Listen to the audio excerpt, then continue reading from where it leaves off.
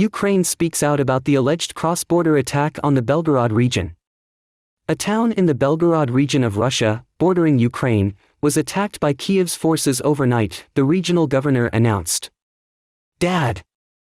The town of Krasnoy, in the Shebekinsky municipality of the Belgorod region, was shelled by the Ukrainian armed forces, Vyacheslav Gladkov said in a statement, alluding to Ukrainian artillery firing rockets at the town. However, the local media gave a different version. They say 2 drones dropped improvised explosive devices on local thermal power plants, causing power outages in a large area. Gladkov said there were no casualties, but a haystack caught fire. When a farm is attacked. During a press conference at the Kyiv Press Center on Tuesday morning, April 18, Ukraine did not confirm its involvement in the incident. We will not confirm or deny Ukraine's involvement, Ukraine Defense Intelligence Agency representative Andriy Yusov said. I think the Russians should get used to the fact that while they wage a senseless war of aggression, there is no safe place on their territory, he added. War has come to the home of every Russian fascist and every subject of the Russian regime. Anticipating Ukraine's next steps, Igor Girkin, a military blogger and former Russian commander, suggested that the Ukrainian military could launch a series of diversionary attacks that would prompt a panic response from Russia. The former Russian commander explained that Ukraine can adopt Russia-provocative tactics such as striking deep inside Russian territories. Ukrainian military is not set out to capture Russian cities like Belgorod. There is a risk that Russian bears will actually stop fighting lazily. He would get angry, jump out of the cave and start fighting like crazy, Girkin said. Belgorod means White City currently has 340,000 inhabitants. Ukrainian history books about this city can be traced back to 1237, and always consider it a Ukrainian city. Russia officially occupied the region on November 8, 1917 after the Russian communists seized power. The Nazis occupied the area from October 25, 1941 to February 9, 1943. They returned it to Ukraine. On August 6, 1943, Russia recaptured the city. Girkin explained that Ukraine may not need to take Belgorod, but they could launch an attack there to get Putin and his retinue out of the situation on the planet of pink ponies. But I think they will do some so-called search. They will launch diversionary operations. They can advance several kilometers, capture some settlements and impose defensive battles on us there. That means our troops will have to knock them out of there. There will be a scandal, shouting, noise and attention will be drawn to it. And they will deal the main blow somewhere completely different, added the former Russian commander. 2. Ukraine's counteroffensive could be very near. Newsweek reported Ukraine's counteroffensive could be very near, meaning Ukraine's counteroffensive could be very near. We invite you and your brothers and sisters to follow the translation into Vietnamese through the presentation of Thai Van. Russian media have reported that the Ukrainian military is sneakingly gathering forces in the northeastern region of Kharkiv to accelerate the fight in the disputed Donbass, suggesting that Ukraine's counteroffensive may be in its early stages. According to Colonel Vitaly Kislyov, named by state news agency TASS as a military expert with ties to Moscow-backed officials in the Luhansk region of eastern Ukraine, Kiev's forces are strengthening to units around the Kharkiv city of Kupiansk to carry out an attack. Russian-backed separatists in Luhansk and Donetsk, collectively known as the Donbass, split against the Ukrainian government in Kyiv in 2014, and the two regions have seen some of the heaviest fighting since their capture. The beginning of an all-out war in 2022. On April 14, the Washington-based Institute for the Study of War noted that Russian sources described Ukrainian forces as continuing to target the rear areas in Luhansk. With a blogger, the Russians believe that Kyiv fighters are attacking the Russian army and assets in the rear areas in preparation for counter-operations in the region. On Monday, the General Staff of the Armed Forces of Ukraine did not mention any Ukrainian offensive action around Kupiansk, reporting that Russia had shelled several settlements along this axis and in Luhansk. Newsweek has reached out to the Ukrainian Ministry of Defense for comment via email. Western analysts and Kyiv officials have long suggested that Ukraine is planning a spring counterattack against Russian forces, although the Ukrainian leadership has sought to keep the details secret. Closely guarded. Ukraine's Deputy Defense Minister, Hanna Maliar, has repeatedly called for the media to be quiet around Ukraine's counterattack activities. In early April, the Secretary of the National Security and Defense Council of Ukraine, Alexei Danilov, said that no more than 5 people had specific information about the upcoming attack. Speaking to Fox News earlier this month, Ukrainian Prime Minister Denis Shmyhal said the upcoming counteroffensive would see Ukraine regain control of previously held territory. In recent weeks, leaked Pentagon documents circulating online have revealed U.S. support and plans for a Ukrainian counterattack. Some of the documents are labeled top secret, many of which provide details about Ukraine's war effort since early March. Jack Teixeira, 21, the U.S. Air Force National Guard suspected of being behind the leak, was charged over the weekend. Kyiv initially dismissed the documents as a virtual forged leak, before Ukraine's defense minister, Alexei Reznikov, said the documents were a mixture of truth and falsehood. There is a lot of information that does not correspond to reality, says Reznikov. Ukraine's Foreign Minister Dmytro Kuleba said on April 11 that U.S. Secretary of State Antony Blinken had reaffirmed the firm support of the United States and vehemently rejected any attempt to cast doubt on Ukraine's ability to win on the battlefield. For weeks, Russian officials have signaled that they are preparing for a counterattack. On March 24, former Russian President Dmitry Medvedev said Kyiv's forces were preparing for an attack. Everyone knows it. Our general staff is calculating this and is preparing its own solutions, Medvedev told Russian media. Russian forces are preparing for a counterattack in southern Ukraine, the ISW think tank said Sunday. Moscow's forces are said to have been preparing to defend a counteroffensive in the annexed Crimea Peninsula south of mainland Ukraine, which the Kremlin has controlled since 2014. However, the counter-offensive Ukraine's offensive may have been delayed due to bad weather conditions and a lack of equipment to carry out a coordinated attack, The Washington Post reported April 12. 3. Ukraine thanks neighbors for new weapons as Russia claims new territory. Newsweek ran a report titled Ukraine thanks neighbors for new weapons as Russia claims new territory, meaning Ukraine thanks neighbors for new weapons as Russia claims new territory. We invite you and your brothers and sisters to follow the translation into Vietnamese through Thuy Con's presentation. Slovakia says all MiG-29 fighter jets it has committed to supply to Ukraine have been delivered. The announcement came a day after Russia said it had gained control of some more territory in Bakhmut. Ukrainian President Volodymyr Zelensky has repeatedly called on Western allies to help the fighter. Ukraine's official website on Monday thanked Slovakia for sending all of the MiG-29 Fulcrum fighters that the country had pledged to supply to Ukrainian President Volodymyr Zelensky's forces. News of the transfer of Fulcrum comes after the Russian Defense Ministry announced on Sunday that the Wagner Russian mercenary group had taken control of 2 villages to the northwest and southeast of Bakhmut. Ukrainian President Volodymyr Zelensky has repeatedly called on Western allies to provide fighter jets so that his army can establish air superiority over the Russian invaders. Poland was the first country to supply the jets to Ukraine, and Germany last week approved Poland's request to re-export 5 German MiG-29s to Ukraine. So far, 8 MiG-29s have been supplied to Ukraine from Poland, the Kyiv Independent reports. On Monday, Slovak Defense Minister Jaroslav Nad confirmed that his country had delivered 13 MiG-29 fighter jets to Ukraine that Slovak Prime Minister Eduard Heger had promised in March. The transfer is done by road to ensure maximum security.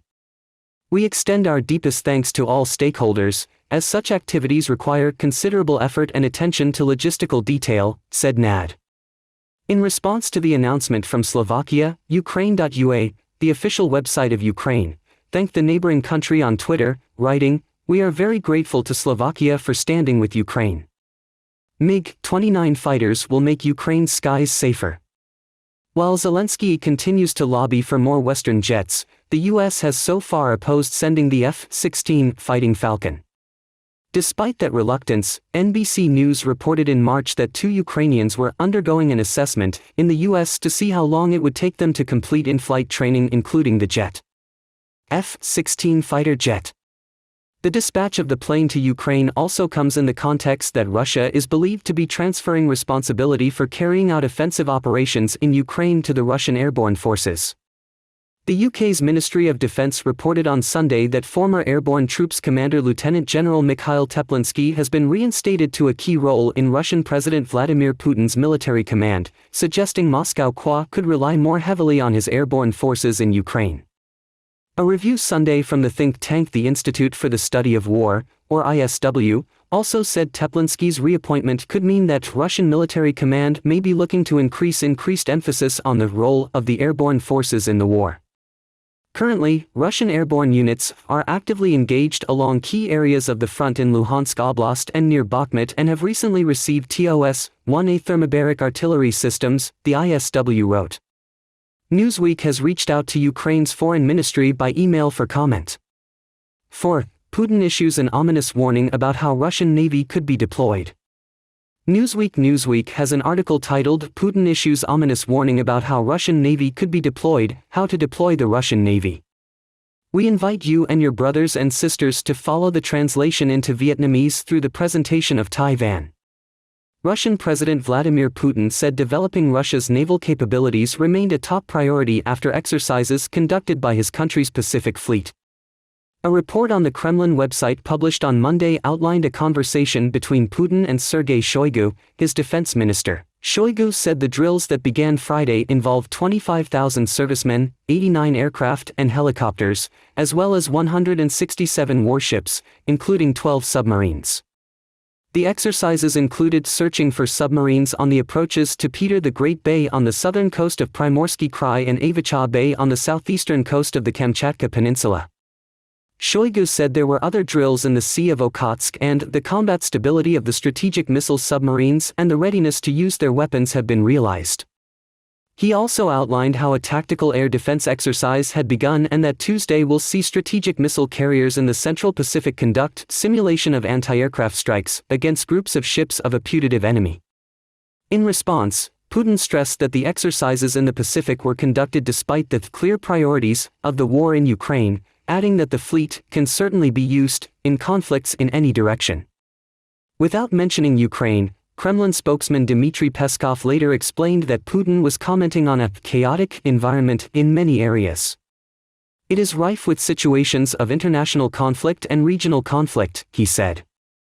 We all know well the geography of these regional conflicts. Former British military intelligence officer Philip Ingram told Newsweek that there were several reasons for the exercise. One is to try to show Russia continues its normal military activities regardless of what they are fighting the invasion of Ukraine. Russia also wants to present itself as a player in the Pacific region, as well as strengthen ties with China and send a warning to Japan of any potential ambitions to retake the Kuril Islands because of the think Russia is distracted in Ukraine. Japan claims territorial rights to the Kuril Islands, which it calls the Northern Territories, and lies off the northernmost island of Hokkaido. The islands have been disputed by Moscow and Tokyo since the Soviet Union took them at the end of World War II.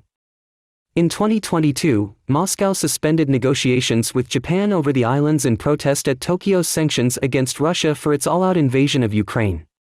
Andrew Latham, a professor of international relations at Macalester University in St. Paul, Minnesota, said that the latest Russian drills are a routine signal in the event that the US and Japan are considering testing Russia in Northeast Asia or anywhere outside of Ukraine. I don't think the Japanese are trying to liberate the Kurils or that the US is looking for an opportunity to challenge Russia in the Pacific, he told Newsweek. So it also has the potential to signal to an audience inside Russia more than outside. 5. U.S. Navy veteran runs a pro-Russian account that spreads leaked documents. Newsweek has an article titled U.S. Navy veteran runs pro-Russia account that spread leaked docs, which means veteran. U.S. Navy personnel run a pro-Russian account spreading leaked material. We invite you and your brothers and sisters to follow the translation into Vietnamese through the presentation of Kim Thuy. A U.S. Navy veteran from New Jersey has been identified as the man behind the pro-Russian social media network Donbas Devushka. An online account Donbas Devushka is said to have released at least 4 classified U.S. intelligence documents about the war in Ukraine. There is no evidence that the Navy veteran was behind this account, nor was he responsible for stealing classified information or posting it for the first time. The Wall Street Journal wrote that Sarah Bills, a former U.S. Navy avionics technician, posted online as a Russian blogger named Donbas Devushka. Bills hosts podcasts under the name Donbas Devushka and runs several social media accounts, where she is said to have shared files including at least 4 classified U.S. intelligence documents about the war in Ukraine. Last week, Jack Teixeira, a 21-year-old member of the intelligence service of the Massachusetts National Guard, was arrested after U.S. officials identified him as a suspect in the document leak. The leaked classified documents included details of NATO's military support for Kyiv and assessments of Ukraine's forces. The investigation that led to Teixeira's arrest comes after documents were shared on various social media before the Easter weekend, including on websites related to Donbas Devushka. The Wall Street Journal reported that Bills, 37, admitted in an interview that she was the administrator of the Donbas Devushka accounts, but she said a group of 15 people run the Donbas Devushka network. According to the Wall Street Journal, various Donbas Devushka accounts, using YouTube, Twitter, Telegram, and Rumble, are among the most widely followed English-language social media for promoting their views. Russia. The Wall Street Journal reported that larger Russian social media accounts began sharing allegedly leaked documents after Donbas Devushka posted 4 documents on April 5.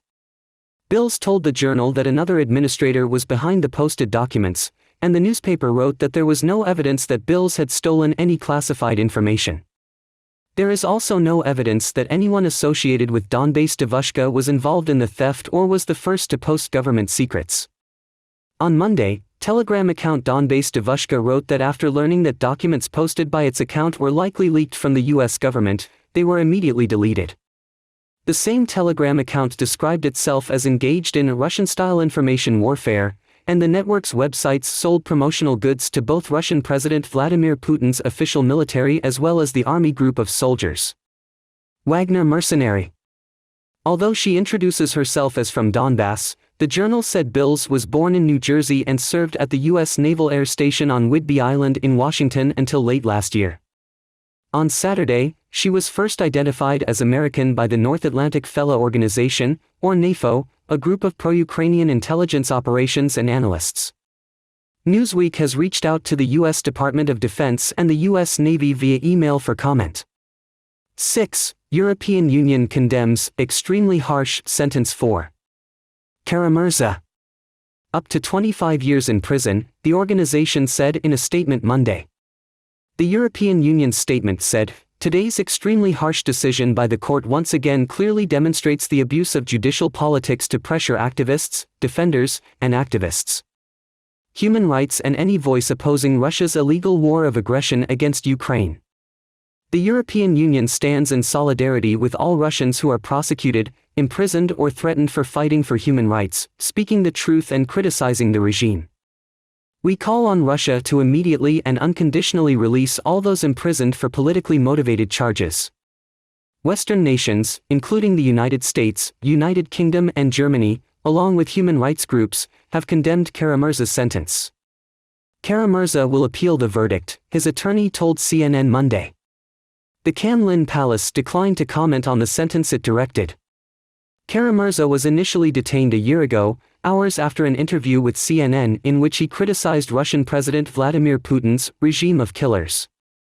7. Nearly 500 children have been killed in Ukraine since the Russian invasion, according to a report by Ukraine's prosecutor general. In a report given during a press conference at the Kyiv Press Center on Tuesday, April 18, Ukraine's prosecutor general Andriy Kostin said that as of Monday, a total of 1,418 children have been affected by the invasion. Putin's Ukraine. The Attorney General's office has records of 470 children killed and 948 injured, although he believes the number of injured children is higher. Most casualties were recorded in the Donetsk region, 451 cases, the Kharkiv region, 275 cases, the Kyiv region, 127 cases, the Kherson region, 94 cases, and the Zaporizhia region, 89 cases. Case. The latest minor casualties include a 17-year-old man and an 18-year-old girl who were killed in a rocket attack in the Mykolaiv area on Sunday. Andriy Kostin notes that of the 24 children who have returned home to Kherson, and 32 have returned to their parents in the Kharkiv and Zaporizhia regions, after being abducted to the Russian territories, many children report being physically abused from doing hard work like modern-day slavery, to other abuses including sexual abuse. On March 18, the International Criminal Court, or ICC for short, issued arrest warrants for Russian officials Maria Lvova-Belova and Russian President Vladimir Putin over an alleged scheme to kidnap Ukrainian children to Russia. Andriy Kostin noted that the number of 56 children returned to Ukraine may lead one to think that Maria Lvova-Belova was afraid and tried to return the kidnapped children to their families. However, in a startling development, the intelligence service of Ukraine's defense ministry said on Monday, April 17, that Russian forces are trying to abduct children from their families in the southeastern part of Ukraine that has been invaded. Strategy in an attempt to threaten the people.